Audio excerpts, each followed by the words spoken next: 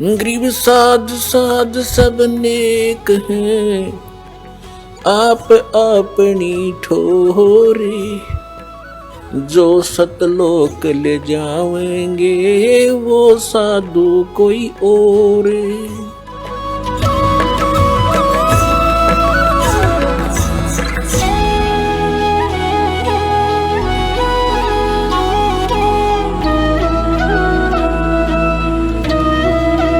तो क्या बताते हैं, उदय अस्त बीच चक्कर चले थे, ऐसी जन ठकुराई।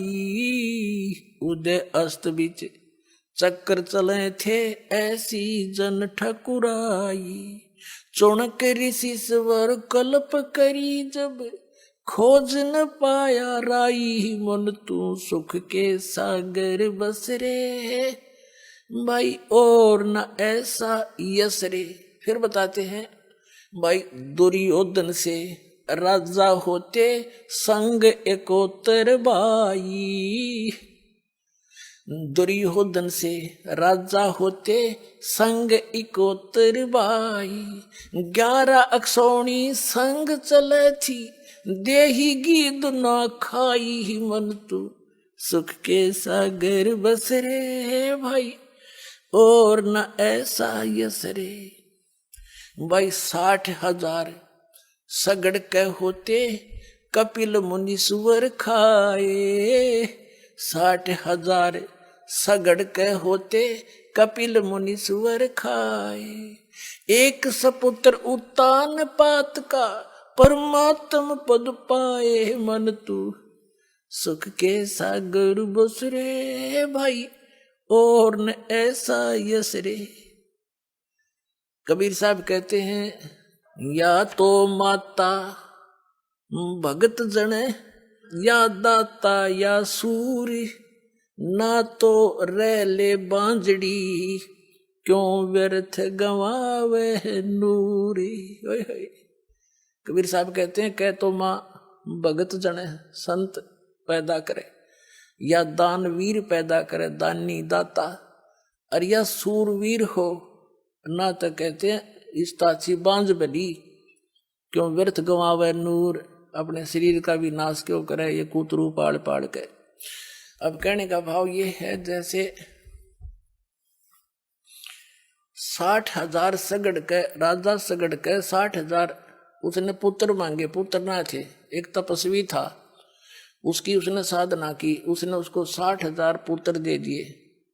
अब देखो पुण्यात्माओं, वो तपस्वी कुछ नहीं दे सका था, उसने अपने कई जन्मा का कोटा उनको दान कर दिया। अब वो कभी जन्म हो मनुष्य का होगा उसका, तो वो निसंतान मरेगा और दुनिया के ताने सह सह करके वो अपना जीवन व्यतीत करेगा। इस काल के जाल को कबीर साहब के अतिरिक्त या उन महापुरुषों के अतिरिक्त जिनको मिले थे और उनके द्वारा अमृतवाणी कोड वर्डों में है, उसको तो आप समाज समझ नहीं सका। इस दास को अबुद्धि दी कबीर भगवान ने, तो इस सारे ज्ञान को समझा के निर्णय कर रहा है आपके सामने कि ऐसी दुर्गति होती है। हम सोचो उसने पुत्र दे दिया, उसने तो अपना सारा कोटा नाश कर लिया, क्यों भक्ति का आदमी तो था ही नहीं। जब डले ढोरा तपस्या करता था, उसके अपने भूत भविष्य के सारे वो उसने द्वार बंद कर लिए। जो यहाँ की मर्यादा, यहाँ के लोक में एक बहुत उत्तम बात मानी जाती है, पुत्र हो। और कुछ सतयुग त्रेता द्वापर और कलयुग के कुछ अंश तक ये एक दंत कथा लोकवेद बना रखा था इन नकली संतों ऋषि आचार्यों में, शंकराचार्यों और गुरुओं ने, कि भाई जिसका संतान ना हो ना पुत्र ना हो, उसका तो मुंह भी ना देखे सुबह सुबह। और इस बात से वो जिसका संतान नहीं वो भी खूब परिचित होते हैं कि मैं निकलूंगा बाहर, अगर किसी ने देख लिया तो मुंह फेर लेगा, तेरे दर्शन भी नहीं करेगा। तो इसे नरक के जीवन को जीते हैं वो व्यक्ति। फिर तो ज्ञान तो ये है नहीं, ज्ञान तो अब शुरू होगा, अभी हुआ है ये, तो अब हम इस चीज से परवाह ही नहीं करेंगे।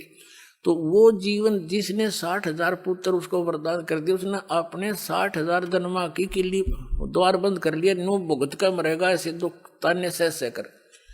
अब बात यह है कहने का, जो दास बताना चाहता है कि 60,000 सगड़ के होते, कपिल मुनीश्वर खाए। एक सपुत्र उतान पात का, परमात्म पद पाए मन तू। सुख के सागर बस रे भाई, और न ऐसा यस रे। अब या तो माता भगत जने, या दानी दाता, या सूर, ना तो बांझ भली, क्यों व्यर्थ गंवावे नूर। जैसे क्या बताते हैं, 60,000 राजा सगड़ के 60,000 पुत्र थे, फूला नहीं समावे काख पीटे। उन्होंने ऐसी क्रिया शुरू कर दी। ये गलत गाइड करने वाले व्यक्ति भी कहते हैं नीम हकीम खतराए जान। तो ये लंबी कहानी बन जाएगी, मैं सिर्फ इतना बताना चाहता हूं कि 60,000 सगड़ के पुत्रों ने, किसी ने उनको बता दिया कि एक तालाब बना दे छोटा सा, एक कुई बनवा दे, एक बगीची लगा दे, उसको एक यज्ञ जितना, अश्वमेघ यज्ञ जितना पुण्य बनता है। तो राजा सगड़ ने सब पुत्रों से कहा, उन्होंने सोचा ये दाढ़ की दाढ़ बैठी, या काम लाग जाके मैं इनके पुण्य बने। अब उन्होंने सारी पृथ्वी पर जगह जगह फैल गए और वो लगे खड्डे खोदन, तालाब बना दिया, कुई खोद दी, बगीची ला दी। फिर आगे चलो, अब एक घोड़ा रख लिया उन्होंने। एक घोड़ा रखते थे खुला, उस पर लिख दिया था कि हमारे कार्य में कोई बाधा करे तो इस घोड़े को पकड़ दे, फिर युद्ध करे। अब पृथ्वी का एक देवी होती है जो इसकी कंट्रोलर है, यह मिट्टी नहीं, इसका एक देव है जिसके अंतर्गत ये आती है। तो उस पृथ्वी को, देवी को चिंता हुई कि इसको सारी में खड्डे खोद देंगे तो इसमें खाओ कमाओ कैसे की जनता। विष्णु जी के पास गई एक गाय रूप बना के। गाय का मतलब है ऐसा है, और शरीफ पशु के रूप में। तब उससे कहा कि भगवान मैं तो जलावतन कर दी, क्या बात होगी, किसने कर दी कि 60,000 पुत्र हैं सगड़ राजा के, उनका शरण उठ रही है, उनकी धुन लग रही है, जगह जगह खड्डे खोद दिए, जनता के खावेगी आपको। या तो मेरा जो स्थान है वो कमाने खाने के लिए, बोने के लिए नहीं रहेगा। तो उसने, विष्णु जी ने कहा कि जा करता हूं तेरे इसका यत्न। उसने इंद्र को टेलीफोन कर दिया, इंद्र को। इंद्र से कहा, स्वर्ग का राजा इंद्र, और इंद्र को ये चिंता बनी रहती है कि तेरे शासन काल में यदि कोई यज्ञ धर्म करके इतनी पुण्य ना कर ले जिसे इंद्र की पदवी उसको दे दी जाती है, इंद्र को पदरहित कर दिया जाता है। इंद्र को कहा भगवान विष्णु ने कि इंद्र कहाँ सोया पड़ा है तू, पृथ्वी लोक पर ऐसे ऐसे चल रहा है, तेरी गद्दी को खतरा है। इंद्र ने क्या किया, रात्रि में सगड़ के सारे पुत्र सारा दिन कस्सी बजाई, पड़ के सो गए। घोड़ा बंध रहा था वृक्ष के। इंद्र के स्वर्ग से आए 2 दूत, उन्होंने वो घोड़ा खोल के, एक कपिल मुनि नाम के ऋषि थे, वो बैठे बैठे तपस्या कर रहे थे, और उसकी पलकें जो हैं जमीन पर टिक गई थी। इतनी वर्ष की साधना हो गई थी, उसकी पलकें इतनी लंबी बढ़ गई थी, जमीन पर टिकी हुई थी। अब उन हलकारों ने, इंद्र के दूतों ने, अनुचरों ने वो घोड़ा खोल के कपिल मुनि की जांग का बांध दिया। पतली पतली टांग हो रही थी, जैसे वृक्ष की जड़ जमीन तबार दिख जाए, उनमें जगह होती है नो, उसका बांध दिया टांग का घोड़ा। अब सुबह राजा वो सगड़ के पुत्र उठे, सभी उन्हें घोड़ा नहीं पाया। घोड़े की पद चिन्हों से देखते देखते वहां पहुंचे, घोड़ा बंध रहा है कपिल मुनि की जांग के। तो उन्होंने जाकर उस ऋषि के भाले, ये नोकीले भाले लाए दोनों तरफ नो। उन्हें तब अभिमान भार्या था। राजा ऋषि का हुआ दर्द, किसने के उसने पलक ठा के देखी क्रोध में, क्योंकि दर्द होया उसके, ये बाड़ो आंगली मार दी जब दर्द हो। उन्होंने न्यू करया, अग्नि बाण छूटे उसमें तो ऋषि की आंखों में तो क्रोध से, और 60,000 सगड़ के वही खत्म कर दिया पुत्र। अब परमात्मा कहते हैं अब यहाँ के यश हुआ, ये 60,000 पुत्रों की होने की काख पिटी थी। अब सगड़ मारे टक्कर रोन लाग रहा, पड़ा पड़ा है मेरे पुत्र मर गए। और उधर से ये काल की पुजारी है, कबीर साहब ने हर तरह का ज्ञान दिया है। क्या कहते हैं कि 72 अक्षौणी क्षय करी, ये चुन ऋषि स्वर एक, दे धारे जोरा फिरे, ये सभी काल के बेखे। क्या बताते हैं कि 72 अक्षौणी क्षय करी, 72 अक्षौणी सेना का नाश कर दिया किसने? उस चुनक ऋषिश्वर एक, जिसको ऋषि वर कहा करते थे, ऋषियों में श्रेष्ठ ऋषि, उसके ये काले कारनामे हैं कि 72 अक्षौणी सेना का नाश कर दिया। जो कहते हैं दे धारे जोरा फिरे, जोरा माने मौत है। परमात्मा कहते हैं कि सच साधना ना करके, ये अन्य साधना करके ये चलती फिरते एटम बम बन जाते हैं, जिनको तुम ऋषि में ऋषि मान रहे थे।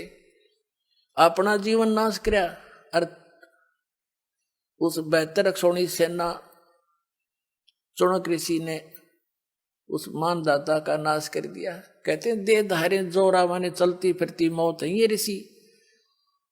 और फिर कहते हैं दुर्वासा को पेता समझन आई नीच, 56 करोड़ यादव कटे, वो मची ही रुद्र की कीच। इस ज्ञान के ऊपर बच्चों फिदा हो जाओ। सही बताता हूँ आपको भगवान के ज्ञान पर। अब देखो कैसा निर्णायक ज्ञान दिया है कबीर भगवान ने। और खुद परमात्मा आए थे, उन्होंने ये तत्व ज्ञान बताना चाहा था। नकली इन आचार्यों ने, शंकराचार्य ऋषियों ने, गुरुओं ने, ब्राह्मणों, काजी मुल्लाओं ने कैसे सितम ढाए थे कबीर भगवान पे। वह कभी कथा सुनाया करेंगे, धीरे धीरे सुनाते भी रहे हम। ऐसे जुल्म किए थे, लेकिन मालिक ने किसी को बद्दुआ नहीं दी, क्योंकि वो बच्चे उसके हैं और वो परमात्मा है। और वो काल के दूत ये करके साधना ऋषि बन गए, सिद्धियां के एटम बम लिए फिरे थे। जरा सा कोई टोक दे, छेड़ दे, उस सब एटम बम छोड़ देते सिद्धि का। कहते हैं दुर्वासा को पे तहां समझने आई नीच, और 56 करोड़ यादव कटे, या मची रुद्र की कीच। जरा सा मजाक किया था बच्चों ने जाके दुर्वासा से, बालक करे दिया करें, इतना बुरा श्राप दिया करें, ये दुष्ट है, तुम इनको ऋषि कोई राक्षस है, तो जिसने श्राप दे दिया तेरा तुम सारे यादव का नाश होगा, इसका ढायत है। ये ऋषियों के काम है, ये तो दुष्टों के काम होते हैं। चाहे वचन से मार दे, चाहे गोली से मार दे, वो तो हत्यारा ही है।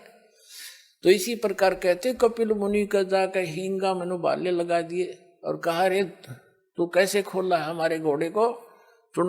कपिल मुनि ने वो उठाई अपनी पलकें और कहते अग्नि बाण छूटे, 60,000 सगड़ के नाश कर दिए।